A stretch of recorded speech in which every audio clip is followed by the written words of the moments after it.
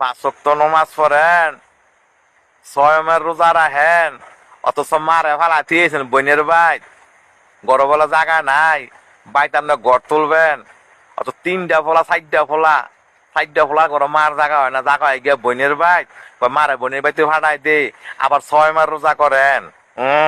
ইস, কত কামেল দার লোক গিলেন ও, আল্লাহ কবুল করতে বইয়ে রইছো।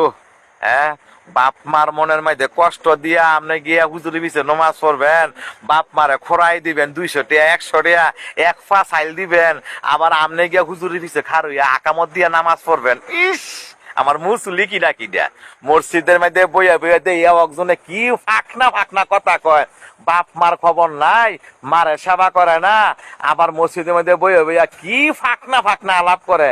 শরম থাকলে, শরম হয়েছে বড় জিনিস।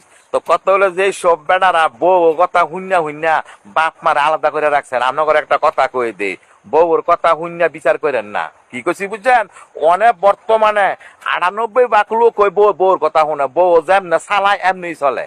তো বউ যদি কয় এইটা আপনার 20 তালা থাকলে কি লাভ হইব, 50 তালা থাকলে কি লাভ হইব, 2 তালা থাকলে কি লাভ হইব, যেই ঘরের মধ্যে আপনার মা গিয়া ঘুমাইতারে না, তো আপনার এই 2 তালা 3 তালা 7 তালা থাকলে কি লাভ হইব। আমনে গোমান এসির ভিত্তে আর আপনার মা গোমায় খাসা ফাঁকার তোলে, তাইলে আপনার এই টেয়া পয়সায় কি লাভ হইব। আপনার এই হজ করে আইছেন, কি লাভ হইব। আপনার মসজিদের সভাপতি, মসজিদের সেক্রেটারি, মসজিদের ক্যাশিয়ার, কি লাভ হইব। আপনার মার ওই যত্ন করতারেন না, তো আপনি সমাজের কি যত্ন করবেন। অনেক লোক আছেন সমাজের মধ্যে খোদ্দারি করেন, অথচ বাপ মার কোনো তালাশিও করেন না, খোঁজ খবর লন না, বাপ মারে খোরাই দেন, আবার গিয়া হুমকের কাতারে গিয়ে নামাজ পড়েন, সমাজের লোকগুলোকে বই ফাঁকনা কথা কন, অথচ বাপ মার কোনো খবরই লন না।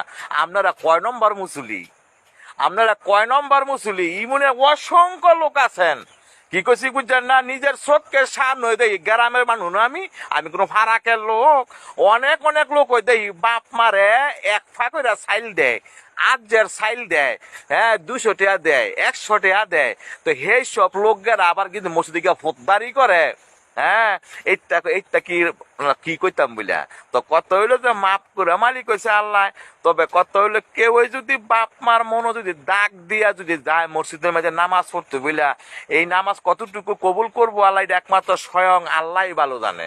তো অনেক লোক আছেন বাপ মার সেবা করেন না, অথচ সমাজের মধ্যে ইমন ভাই চলাফেরা করেন যেমন লাগে আমনে সমাজটারে সেবা করতেছেন ছদ্মবেশে, মানে কত হইলো কোন ছদ্মবেশে চলাফেরা করতেছেন। তো যেই সব লোকেরা বউ কথা হুন্যা বাপ মারে আলাদা করে ধুয়ে দিচ্ছেন, পোলারা 2 তালা মধ্যে থাই গিয়ে আর মারে রায় গিয়া সারবা ঘরের মধ্যে, দোসালা ঘরের মধ্যে, সেই সব লোকেরা আবার গিয়া 5 ওয়াক্ত নামাজ পড়ে, হুজুরে পিছে খারে খারে আকামত দিয়া কি লাভ হইব। মায় তো কষ্ট করে, আপনার মায় কষ্ট করে, আপনার সুখ করেন, কি লাভ হইব। হ্যাঁ, তো কত হইলে অনেক ইমুনের মনে করেন যে জীবিত আছেন যে বাপ মার খোঁজ খবর লন না। আরে মিয়া, মা যদি চলিয়া জাগা এই মা ফিরা পাইবেন, বাপ গেলে বাপ পাইবেন।